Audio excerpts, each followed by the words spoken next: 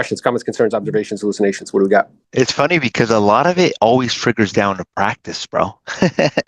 You know, like I forgot who, like last week was telling me like something like, hey, look, I want to do this and I want to do that. And I'm like, look, like, do you practice at all? And they're like, no. I'm like, all right, like, what if I told you that's one of the requirements to like become like the formula for weight loss? I'm like, hey, what's the formula to lose weight? They're like, oh, well, the formula to lose weight is eat less calories and work out. I'm like, okay, what's the formula to become a top producer? One of the steps to become a top producer is to role play twice a day, 5 to 6 days a week. You know, I'm like, if everybody knows the formula to lose weight, why isn't everybody fit? I'm like, it isn't in like this whole idea of becoming a top producer. It isn't something that there's a mystery secret, like, oh my God, like what's the secret? What is Jose? What is Aaron doing? What do they do to become a top producer? It's always just in the execution, just like the weight loss thing, you know? But that's where the money is made. Like even like for inventors, like so many people can think of ideas and be like, oh my God, like the little Apple AirTags. I thought about that idea like 10 years ago or something like that. The money's not in the ideas. The money is in the execution, basically, of the ideas. It's the same thing with here. So just a challenge for you guys, you know, like how many times are you practicing, you know? Stephen Curry, bro, I heard that he shot 1,000 3-pointers a day, like 7 days a week for like 15 years or something like that. The question becomes, do you want to go pro? I wanted a role play. I need to think about it. The probate. All right, I'll be the seller if you want, Adam, or unless Jose or Aaron want to do it. You wanted to, let's just say, hey, I appreciate you sharing. You need to think about it. And I'm just curious, you know, if you had it your own way, would you rather keep it or hold would you decide to hold it or decide to sell the property? Not really sure. It's just not my decision. But I mean, I guess if it were up to me, I would probably I'd want to sell it. Okay, so it looks like you want to sell. And I'm just curious, since you're looking towards more selling the real property over there, would it be beneficial at all if we could provide like a market analysis so you can get like a tight, realistic range of what you can get for the property over there, Mario? Yeah, if you want, just email it to me, Adam. Oh, you know what? Text it to me. I'm at work right now, so yeah, just text it to me. Okay, so basically you're saying you want me to text you that information. What I like to do before I let you go, though, before you're saying just text and email the information, what I'm hearing is I just want to provide some information regarding that. Would it be also beneficial or useful at all as well to provide any like third-party services if you're looking to do any assistance of getting the property cleared out or doing any of the property over any work on the property, Mario? Not really sure what we're gonna do yet, but yeah, anything you got, just text it to me. This number works well. Okay. You know, I'm on my way to work, man. But yeah, if you text it to me, I'll take a look at it. If you want to give me a call, like after the court date, we'll talk then. After the court date, then okay. Okay. This is where I get stuck right here. I'm just gonna ask for help. Yeah, so you just have to address it, right? Yeah. Where you're like, because I liked how you were like, yeah, you know, my job's to help you. It's never talking to do anything. I guess I'm curious if you had it your own way, because I know that there's other parties involved in terms of your siblings and stuff. Do you have a preference? Like, would your preference be to hold on to it or to maybe sell it? And you notice he started to talk to you. Yeah. He's like, yeah, like, you know, my preference would be to kind of sell it. Oh, and if you don't mind me asking, why is that? Like, dig a little bit, get him to talk to you a little bit more. Mm-hmm. He'll be like, oh yeah, like, you know, for this and that. Okay, well, that makes total sense to me.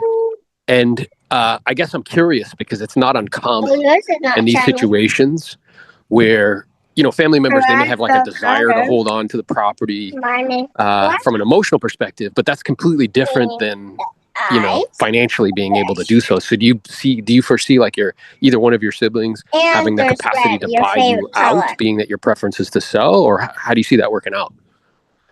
And then he'll continue to keep talking to you because you notice like that got your foot in the door. He started to talk. Oftentimes what ends up happening, like, nah, like, you know, they don't have the money. It's like, okay. And then I'm imagining, because you're the one here, like, you probably don't want to, like, rent this place out, so you're the one responsible for everything. Is that right? And I'm like, yeah, I don't really want to do that. It's like, okay. So it sounds like with a high degree of probability, you guys will be selling the property. It's just from a perspective of trying to maintain familial harmony. just having conversations with everybody and letting that run its course. Is that correct? And Yeah, they're like, yeah, that's probably right. It's like, all right, cool.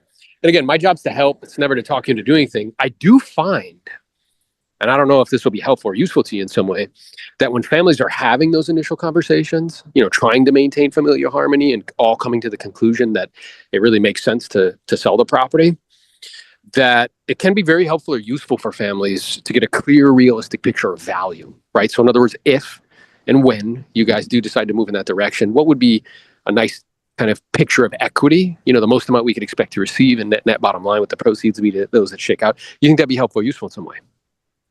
And be like, nah, like I kind of have, or maybe yes, or whatever he says. You're like, okay, cool. And then I oftentimes find as well, I don't know if you guys have addressed this yet. It's not uncommon in these situations that families need some extra help or assistance, such as maybe like an estate sale for items on the inside that may have value, helping to get contents cleared out, donated to local charities, maybe some light handyman work to kind of prepare the property for eventually at some point putting it on the market. Do you think any of that could be of help or assistance to you? And then be quiet. And then if he's still like kind of giving pushback or whatever, then you just address it and you say like, hey, just to be clear, my intention at this moment is just to be a resource for you with regards to information. It's really to equip you with everything you need. So you guys as a family and you as a personal representative or executive, you guys can make the decisions that you feel is best. I mean, obviously at some point, if the goal and objective is to put it on the market, we'd love to have the opportunity on your business. At this moment, though, it's just to be a resource for you, give you everything you need, and then you can make decisions as far as what you think makes the most sense for you and your family moving forward. Does that make sense? And they're like, yeah, that makes sense. And then you know what I mean. So you're just like addressing it head on. But I would just ask a lot more questions when once you get that foot in the door, when he started to talk to you, like dig more around that, because as he starts to give you more information, he gets more vested in the conversation. And it increases the probability that he'd be more open and receptive to, receiving more information from you. And the more questions you ask at him, the better you'll understand. So what I'm thinking about is when you get pushed back, you start looking at the puzzle and be like, okay, like what pieces of the puzzle am I missing to be able to better determine to help these people? So like when Aaron was like, what would you like to do in terms of the sale? Well, I like to sell it. Is it an option for you to rent it? Okay, what about the rest of your family members? How do they feel about it? Like, meaning, are they wanting to keep it or are they wanting to sell it? Because that'll open it up like, hey, look, like, is this something where everybody is on board about wanting to sell it? Or is this one of those situations where some of them are on board on wanting to sell it and others aren't on board? Because if that's the case, that's going to be a different solution to that 100%. problem, basically. Yeah, 100%. It's going to be a different solution. So in the probate specifically, it's like, okay, are you wanting to sell it? How do the rest of the family members or the rest of the beneficiaries feel about wanting to sell it? Is everybody on the same page? Because if that's the case, that's probably like one of the things that they're talking about. So you can come up with a separate solution, just like we did last week. But even like digging deeper, like when you're like, hey, look, would it be helpful to you to get a realistic picture of what the value is? And it's like, well, I already have an idea what the value is. Okay. Just out of curiosity, like when you do sell it, like how much are you planning on selling it for? Like, I'd like to know that, like, because that'll tell me like it potentially, like, so we went over a little bit of motivation for probate. And then when we go over pricing, when we get pushback, I like to know how much they want to list, how much they want to sell it for, because what if they say, hey, I want to sell it for 500? Then that opens up another door basically right there. You could ask other things like the 9 like pieces of the puzzle, like, hey, look, like, you mind me asking, like, are you guys going to be selling the property in as-is condition, or are you guys going to be doing any work to it? Does the property need any work? So right there, you're addressing the condition as well, too.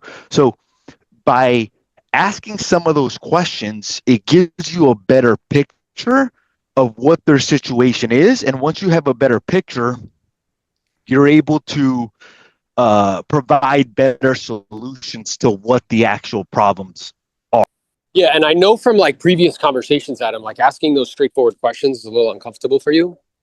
And I think it's uncomfortable for a lot of people, but you just have to reframe it in your mind that you're not actually able to serve them at a high level unless you know more as much information as possible.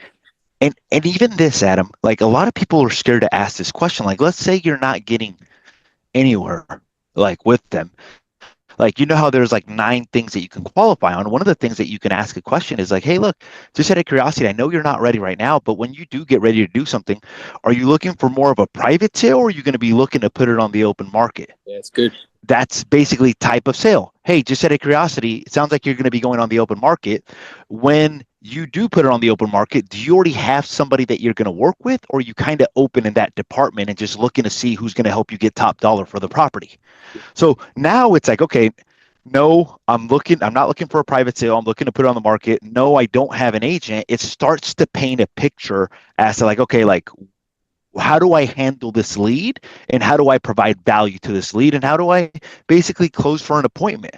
Yeah. So like a lot of times when I get pushback and I'm not getting anywhere, I go back to one of those 9 pieces of the puzzle, and I'm like, okay, which one of the puzzle pieces am I missing? You could ask them timing too. You could be like, hey, look, just out of curiosity, I know right now is not the right timing. Once you get appointed, are you going to be listing the property after that, or are you going to be taking a couple of months, or are you going to be listing sometime next year? Yeah, it's good. And a way It tells you when to follow up. Yeah, it tells you when to follow up and like how to. So essentially, Adam, just continue to ask more questions, and something that can help you in terms of a bridge, right? Like a softener, let's say. As you, because I know, a lot of people on this call, not just you, like they're uncomfortable asking these straightforward questions, but as a softener to asking those straightforward questions, you could say something like, well, Adam, my intention in asking you my next question, it's really not to be nosy. It's just to see if I could give you any more information that could be helpful or useful in some way. I guess I'm curious. I know you're not ready now, but when you are ready, do you think your intention will be to sell it on the open market? In other words, hire an agent and go through that traditional route of selling it? Or are you actually interested in selling it off market and maybe like a cash offer situation? And then when they share with you information, it's like, well, I appreciate your willingness to share that. I guess I'm wondering. And you'll hear Jose say, I'm curious, I'm wondering, right? Tell me a little bit more about that. These are all ways that you can continue to keep progressing the conversation forward. So basically, when you start to get pushback, like you got pushback on, hey, look, I don't really need to know the price, or just email me everything. And you're like, okay, that door is not open completely. Let me try a different door to see if I can find a different angle. So like that door on pricing, he's like, no, I don't want the CMA on it right now. Okay, great. Hey, just out of curiosity, when you said that you would do something when you get appointed, when that time does come, are you going to be looking for a private offer, meaning like some sort of cash offer off the market, or are you going to be looking to put the property on the open market? Great, collected another piece of the puzzle. Hey, just out of curiosity, I know that you say you already have the value of the property, you already know what the value is. Just out of curiosity, like you said you're going to be putting it on the market. What price are you thinking about putting it on the market at? Oh, I'm thinking about this price. Okay, hey, are you going to be selling as is? And then you're basically like qualifying the lead a little bit more. And as you're qualifying them, there will very likely be some sort of other opening where you're like, oh, this is where I can add value to these people, basically. Yeah, so it's suspending like your desire. Because remember how I shared with you on one of these calls and I was like, yo, what's the purpose of prospecting? And everybody yells back like, oh, it's to set appointments. I'm like, what if I told you it's not the purpose of prospecting? And they're like, what do you mean? Yeah, the purpose of prospecting is to discover problems. And then once you discover the problem, a natural place to go after discovering the problem is setting an appointment. But the purpose of prospecting is to discover problems. And the only way you can do that is through asking lots of questions. And another thing is to like really like understanding different situations and what they're telling you. Like, so I'll have clients that are like, I have a client that right now he's like, look, I'm not looking to sell till spring of next year. And I had asked him where he's moving to, and what he said is he was moving to is South Dakota. So basically, what I reaffirmed, I'm like, okay, probably the reason you're waiting until spring is because you don't want to move during the winter time to South Dakota. And he's like, that's exactly right. There's no way I want to move during the spring, during the winter, because I know South Dakota gets really, really cold during the winter. So I'm like, that's my understanding, because I talk to so many people that are like, I don't want to move to these cold areas during the winter. One of our agents had a caller that said, he calls him up and he's like, hey, I'm not the person in charge. Go talk to the reverse mortgage company. And somebody had passed away. So I asked the agent, I'm like, why do you think he's telling you that? Go talk to the reverse mortgage company, that I've got nothing to do with it. And he's like, I don't know. And I'm like, well, the reason he's telling you that because he's likely underwater and the balance on the reverse mortgage has gone higher than whatever the value of the property is. Sure enough. So when he said that to me, because he passed the lead on to me, I'm like, you're probably wanting me to talk to the reverse mortgage company because you probably owe more on the property than is what it's worth. Is that correct? And he goes, yes. I'm like, what if there was a way where you can actually make a little bit of money and still be able to sell the property and the bank would allow you to sell it for less than what it's worth? And he's like, tell me more. I'm like, a short sale. And he's but a lot of times whenever it's understanding why they're telling you certain things, and then when you understand why they're telling you, be able to pivot in the right direction or provide the right solution or be able to qualify more at that point, basically. And a part of it is kind of like, to somebody that doesn't know how reverse mortgages companies work, that comment of hit up the reverse mortgage company is kind of like, so a part of this is sales skills, and the other part is understanding just real estate as a whole. Understanding okay, why did he tell me to contact the reverse mortgage company, when somebody died? It's like, well, probably doesn't have equity. I really appreciate all that, breaking in the piece of the puzzles and the softening openers. I mean, it really kind of just merged the gap for me, and I appreciate the insight. The only other thing I would add to that, Adam, is I would encourage you to continue to work on the mental map that your job is to ask questions. I think there's a lot of people on this call, not just you, because we were taught this as little people and as by society, that asking questions is nosy, or it just has negative connotations. In my mental map, I don't view at all that me asking questions is an imposition or is nosy or is bad in some way. So the more you can work on that, I promise you it'll come across in your tonality. So you'll notice as Jose or I are asking those questions, there's no hesitation. There's no, and I can hear it in your voice. When you're asking some of the questions, it's light and soft. You're yeah, right? And I know what's underneath that is a belief. Because remember how I shared with you, there's results and then there's behaviors and then there's beliefs. And a lot of people come to me and they want me to help them with their results and their behaviors. But the interesting part is, if you don't change the beliefs underneath, then you won't be able to do the behaviors and you won't get the results consistently. So I would just have you just be mindful of that. You know what I mean? Your job is to ask questions. My job is to be nosy, bro.